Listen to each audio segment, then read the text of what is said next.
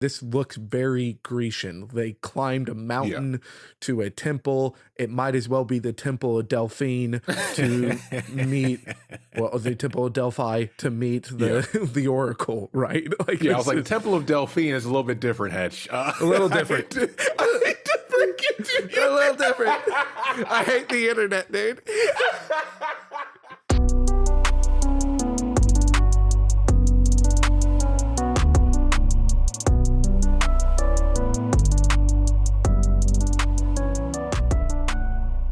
Welcome to Casuals of Runeterra, episode 115.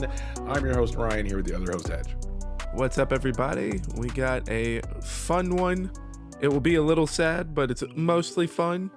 And maybe, you know, that I've said this 3 times now, it will work.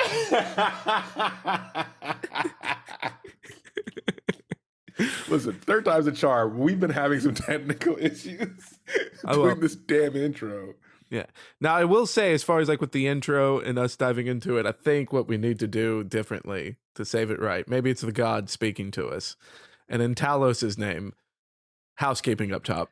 Yeah, housekeeping. No, you can listen to us everywhere. Visit us at Podcast Core. Remember, that's COR.com for all of our info. Email us at podcastcore@gmail.com to get in contact. And then follow us on all the platforms because that helps, right? That helps us with discoverability.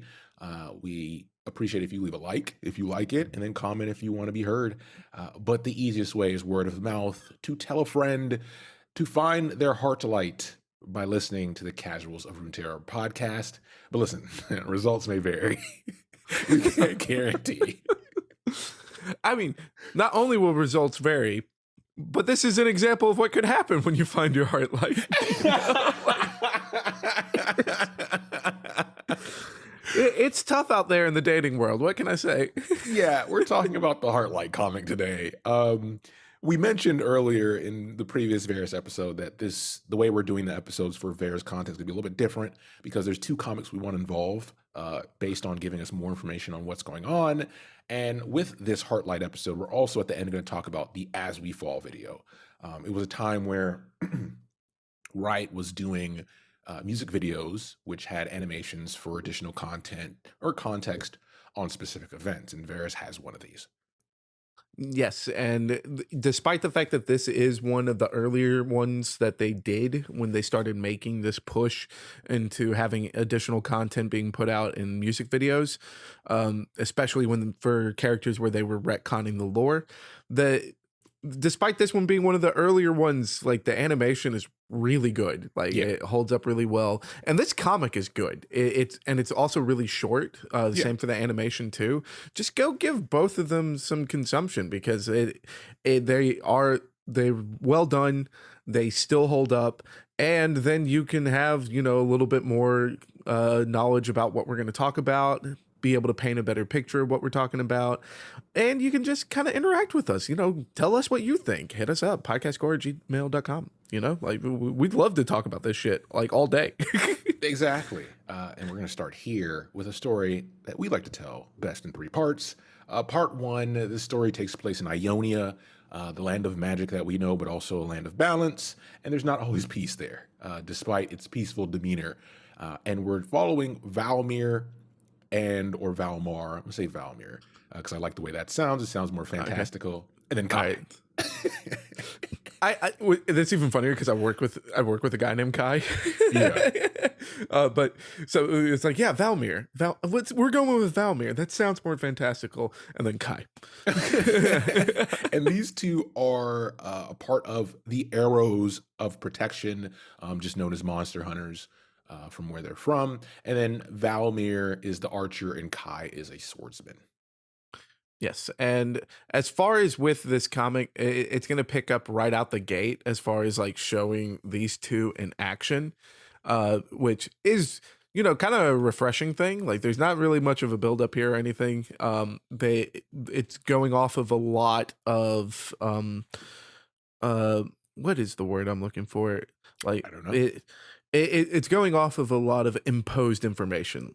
Like, Yes. it's not going to define anything. It's like, we're going to give you just the bare bones and you put that picture together as far as like that Kai and Valmir are Heartlights and what that Heartlight means. They're not going to go Yeah. into detail of it, but they're going to kind of show you it as far as within like their conversations. But I like this because it's a refreshing thing to just immediately be like giant beast dude running. Hit it! Hit it already, damn it! Exactly. So we go to the Nistrum force in Ionia, and they're fighting a horned beast. This is what they do. They're monster hunters. And Valmir does this fancy maneuver from the trees to give Kai an opening, but takes a resulting blow from its claws. And then Kai is able to deliver the killing blow on the back of that move. But now he has to tend to Val's wounds. Yeah, and as far as like the between Val and Kai, as far as in this moment where the in the aftermath, we actually kind of get like a ton of information here. We get to learn more about how like the non champions of League of Legends, like how the non-champion people, like how they kind of survive. We get to Yeah. learn more about like the Ionian style of medicine. We get to learn more about the Ionian culture as far as the way that relationships are formed and Mhm. held, as well as learning about monster hunters. And all of that is kind of happening in just a section of a handful of panels. So this is one of those ones where it's like, if you were to go back and read it, like these, like the pages 2 and 3, as far as if you're scrolling it on a PC, they're the ones that you want to like pay attention to the most because you can really kind of dig in deep here. Because we get to see the way that they use the nature around them as medicine. We get to learn more about what it means to be a Heartlight and just how in depth their relationship goes together. And kudos to Riot for not backing away from like, oh, no backpedaling here. We're not too afraid. Like, no, we're proud. We're proud of gay people too. Yeah, yeah, exactly. I mean, the timing just works out so well when we're doing this Yeah, episode yeah. during Spoiler Pride for Month. when we're recording it. Happy Pride Month, everybody. Exactly, exactly. And yeah, Hetch made a great point that, usually when we talk about stories, we talk about how they're written, how it progresses, how they transition through events. With this, you have images that go along with this. So in 2 pages, we're at this campfire where they're having dinner after this hunt, and we learn a bunch. We learn how they interact with each other. We learn that they're heading towards Palace, which we talked about before, which is an important place. And this is also where Val's mother's house is. We learn that Kai's not just a swordsman, but he's also a skilled medic. And then Kai talks about the serpent leaf that he uses as medicine for Val's wound, which gives it the numbing sensation and allows Val to take it easy, which we know that he tends to do often in these situations. He doesn't really take anything too seriously. But there is a bit of foreshadowing in how Kai describes the serpent leaf. And you go read this yourself because Yeah, this go is read this basically yourself. foreshadowing. Yeah, like the Yeah. foreshadowing here is it is a well placed foreshadowing, Yeah. but it's not a delicate foreshadowing, right? No. Like this one's a little ham fisted in there, like ha ha ha. You see what we did, guys? I mean, even the fact that it's called Shadow Leaf. Right? Like this one's a little ham-fisted, but the timing is good. Which, Yeah. like, as far as for like the writing side of it, it's like that part is really good.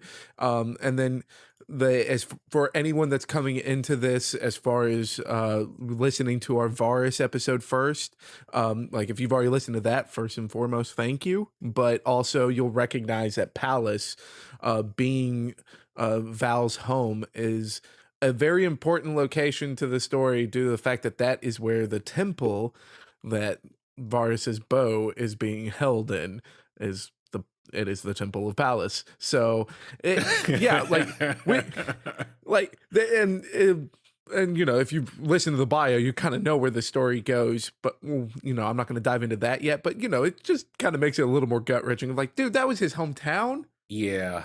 Oh my God, he has to go through all of that shit at home. Like, Yeah.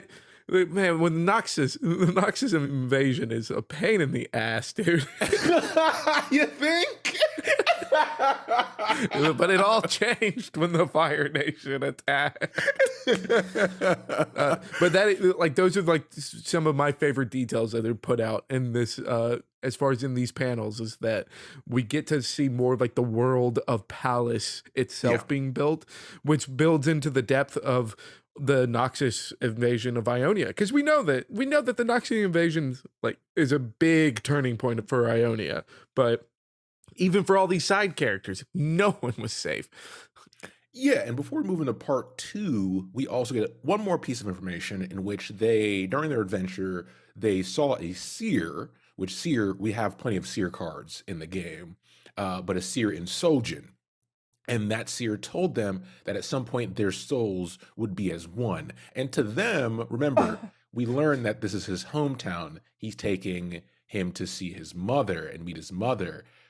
To them, they think their souls becoming one is them establishing themselves as an official couple, right? Not just between themselves, but to their families.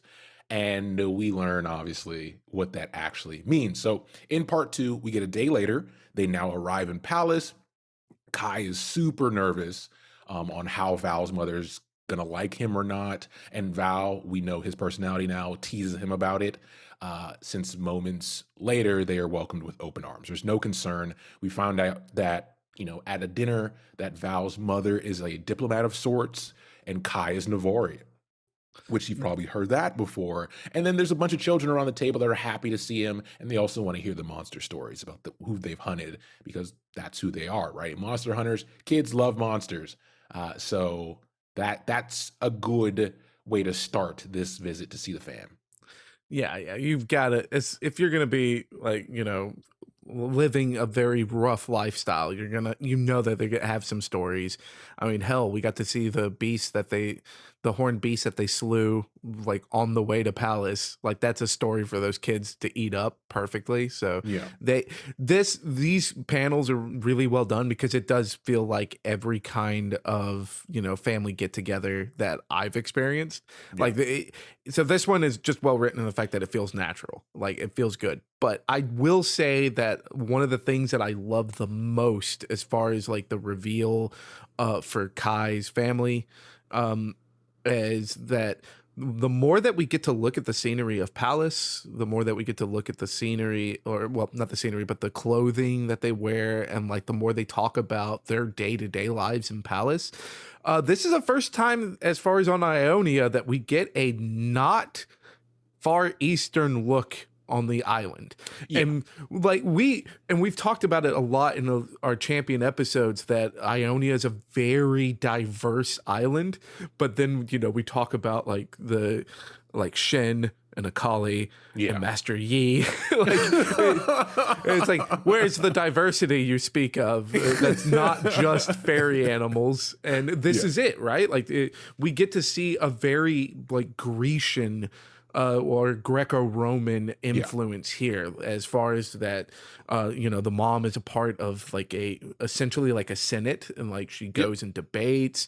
Like that's very much like, your Greek philosophy kind of lifestyle. And we get to see that as far as in the buildings and stuff, that this looks like something that would have come out of like the island of Athens or something, right? Like it's a very good look, and I love seeing that bit more of diversity added into Ionia, which was needed at this point. And I want to say, I'm happy you brought that up, because one thing that will take a while when you're reading this is to know which one is Val and which one's Kai. And it happened to me at the beginning, because It still happens to me. Yeah, they're more diverse than other characters we've seen, like Hetch mentioned, but they do look very similar to each other. Hairstyle kind of gives away. So like them visiting Val's family, you can see, okay, this one's Val, this one's Kai, right? And if it takes a while for you, don't feel bad. I want to say that. I'm glad you get this disclaimer out, because there will probably be a point that I mix it up. We'll mix this up. We're going to mix it up. Right? But all you need to know is that they're Heartlights, and their souls will be one. Yeah, so at the end it doesn't matter. Spoilers.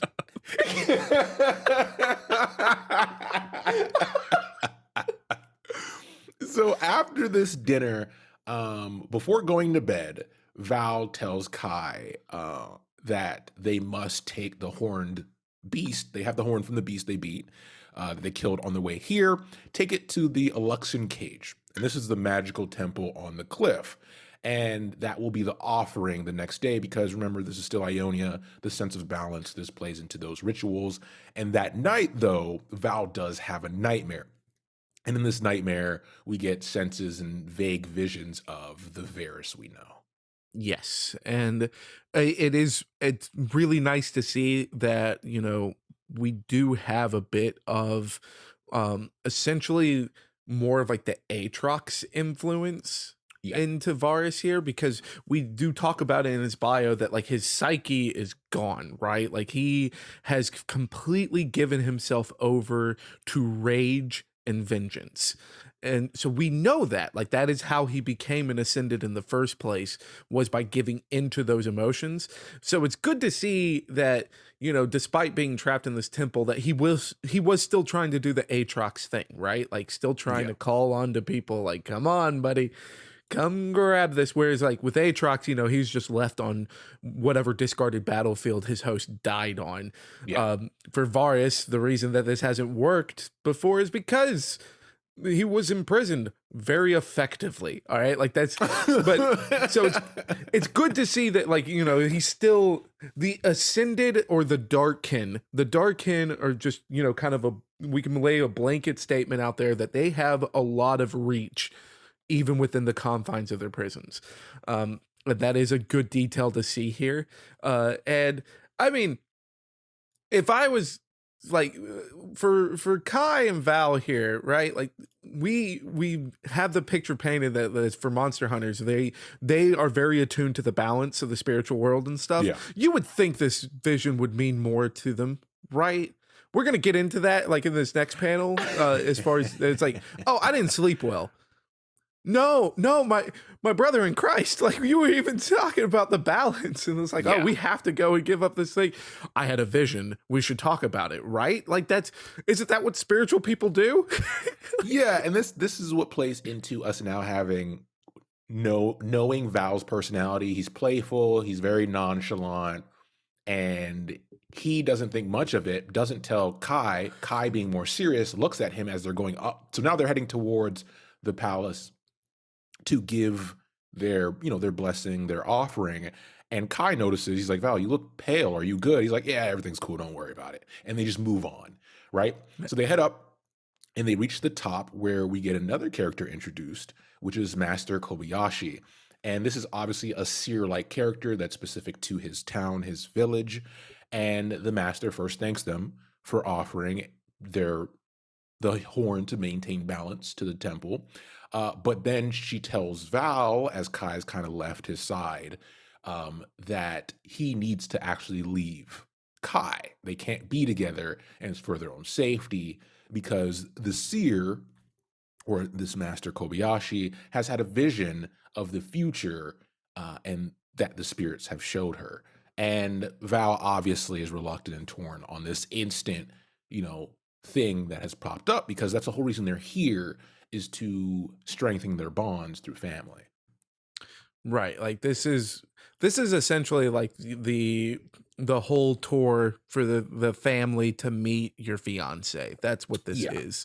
And to have someone that is of such a high someone of such a high stature and within the society of home tell you that it's like, hey, you got to break this off. This isn't going to work. Like that's obviously not going to be taken over well. But we also get to see here that because Master Kobayashi is like, well, you remember your oaths, right? It's, I know the damn oaths.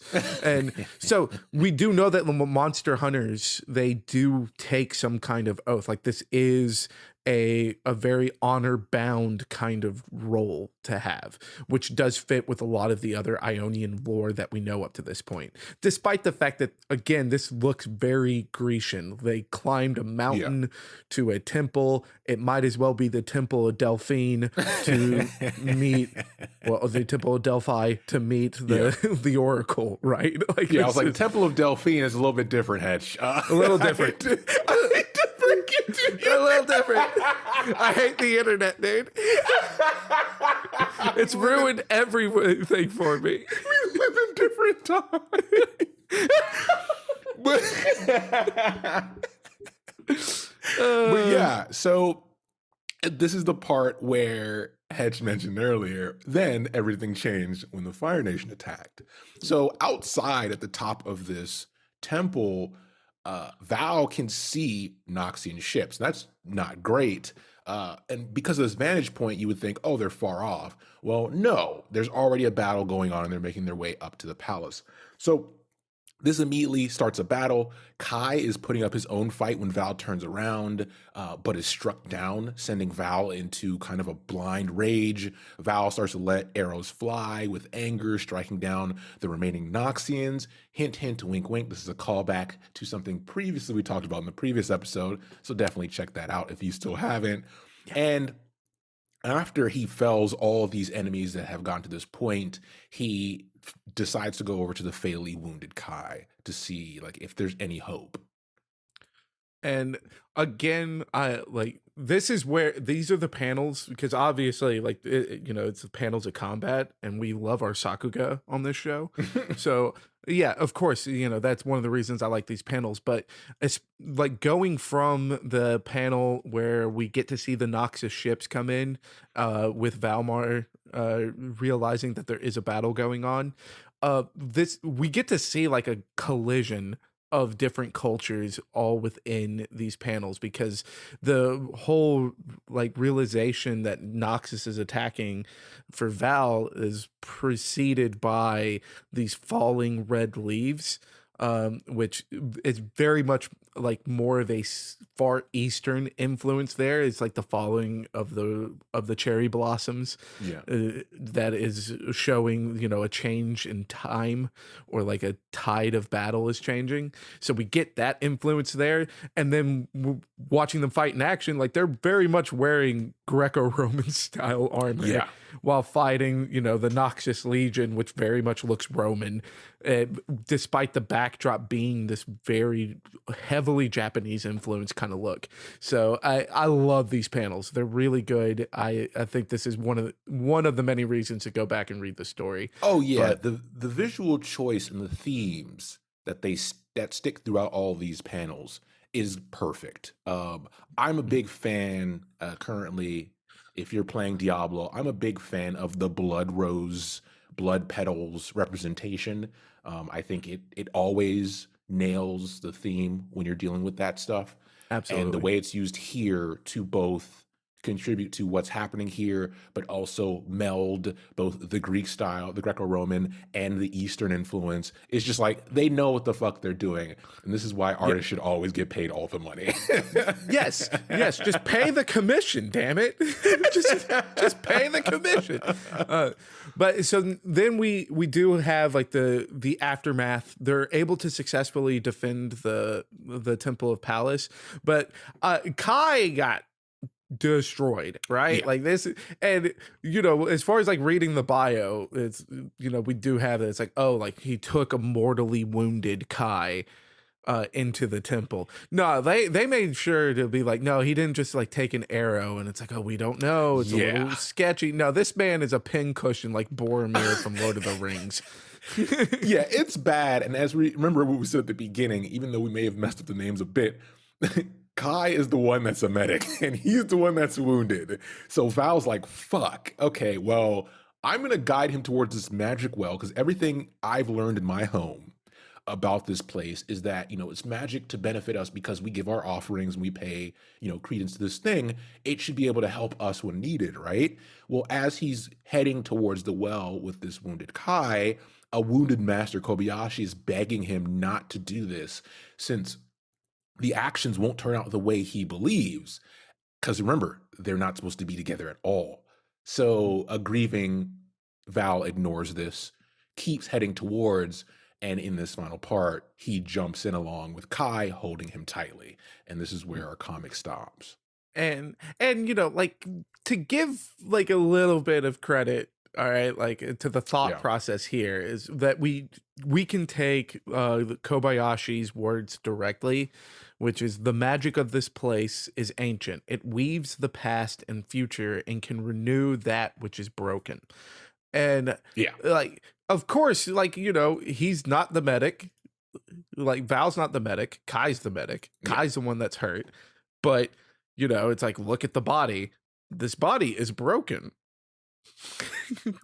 And the magic here can weave things that were once broken. Like, I get it. I get where he's coming Yeah. from. And this is more that thing of like, for I'm a huge fan of Warhammer lore, and Oh, what?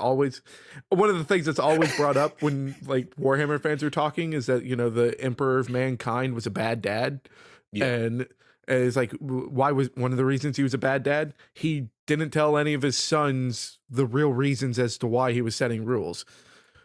Kobayashi didn't tell Val the real reason why this place is, constantly fixing things that are broken, because it's constantly fixing the seals that are keeping Varus in check. and, and then so yeah, like it sucks. Like it is a completely sucky situation, Yeah. and I like unfortunately he was left with in his mind he was left with no other choice, right? Like to him it's like the only way to save Kai is to try this. It wouldn't be the first time taking scriptures literally have causing issues, right? Like it's something that's very consistent in real life and in literature. And this takes us to our music video, which is As We Fall. So after you've read the comic, which we recommend you do, it's great. And then you go watch the video, it literally picks up right where it left off, right? We have Kai and Val at the well while Val's contemplating making this decision. They leap in, and then the visuals shift, right? We get to see the prison that we know Varus is trapped in. We get to see the representation of the souls around this well that's keeping him imprisoned. And immediately, as they leap in, Kai gets sucked down to the prison. Yes, and we also get to see that it's like Val obviously has no idea what's going on. I mean, who could know what's going on at this point? It's not like anyone was crazy enough to dive in here, right? Yeah. So we get to see like Val just quickly trying to catch up to Kai, and just unknowingly kind of settling his own fate within this hellscape already, because obviously Varus goes for the easier prey, which is the body that can't move. But that now Val's stuck in there too, and the imagery from this point on is sick. Like it is so crazy sick that like it doesn't even feel like a League of Legends kind of thing. Yeah. If that makes sense? Like this feels like something that I mean, like you mentioned Diablo before. Like this looks like a Diablo cinematic from this point on to me. Or like if somebody was like, what if Diablo was set in the world of Inception? Yeah. Yeah. Because when they first leap into the well, it's just represented as a spiritual pool of water. And then they see the prison that Varus is in, and as he's breaking out of it, that shattering sucks in all the water into a hellscape of souls that are forming this wall that's grabbing a hold of them, which represent the souls that Varus has taken over the thousands of years up until his imprisonment, and they're holding them still as Varus is doing his thing. and then we get to see as far as like the initial struggle, because one of the cool things with this being like a kind of like a combat of souls, Yeah. since Val is in there, I think that's why we get to see this cinematic from this point. Yeah. Because I don't know like if Kai would have been able to like just battle it off at all, right? Yeah. But like the fact that there is someone else here, Varus is like, well, I've got to change up plans now. And we get these like they're very kind of scattered like images. It's very hard to keep track of, but in every instance, it's Val and Kai either trying to get back together, like they're trying to reunite, Yeah. or they're trying to just fend off Varus. And it's a really good way of kind of showing that eh, despite the fact that this is the resurrection of Varus, that we from the get-go, Varus was never 100% in control. He was just constantly fighting to be the one in control.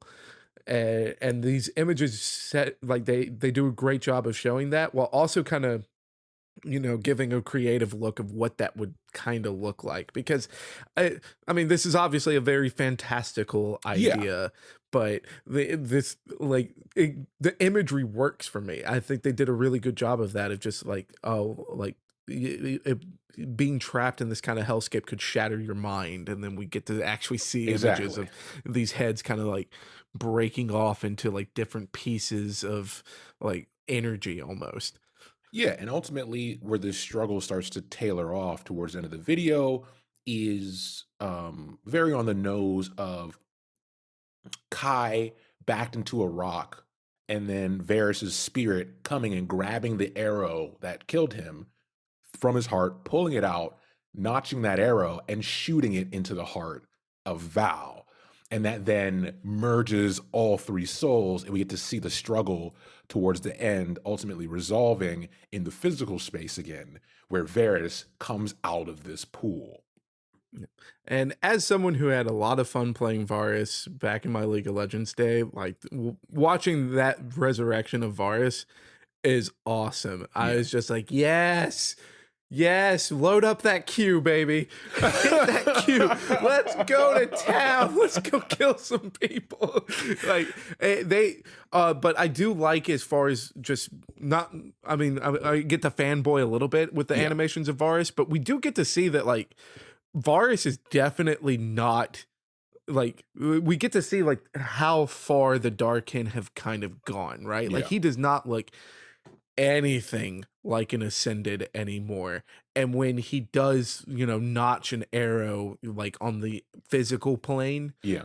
not within that internal struggle, when he notches that arrow and the way that his bow starts moving and reacting, you can see just how absolutely gone the ascended Varus is, Yeah. and how much the void has damaged the Darkin, and which is why it's a threat to everybody, because the Darkin weren't necessarily good. Yeah. Like, they're a problem. They're a real problem, but they were strong enough to kind of stem the tide of the void, and you could still see how these literal gods were just twisted and contorted by the void, and all that is done just at the very end of the cinematic, and I was like, yes, I loved every second of that. Yeah, it's once again well done. Definitely go watch it. And the part that we know as the readers and understanding the lore is that we know who's on the other side of that bow. Is you have a hateful creature pointing a bow at a hateful nation because Noxians are attacking. So it puts him back in a situation. We talked about like Aatrox, we talked about Kane. Every time they take over their host is usually in a situation of struggle or war, which is ideal for them as Darkins, right? Because they feed on the energy. So us being left there is great because that's where our episode stops. And later, we're going to talk about the other comic in the line related to Varus, and then also the story that's associated with Varus that picks up where this leaves off. Yeah, there's a lot, like the whole rising of Varus as we know him in League of Legends takes a lot, and unfortunately, part of that amount that it takes is the physical forms of Kai and Val. Like, they're gone. So thanks Riot for giving us like some Pride Month joy, and then immediately being like, all right, they're dead.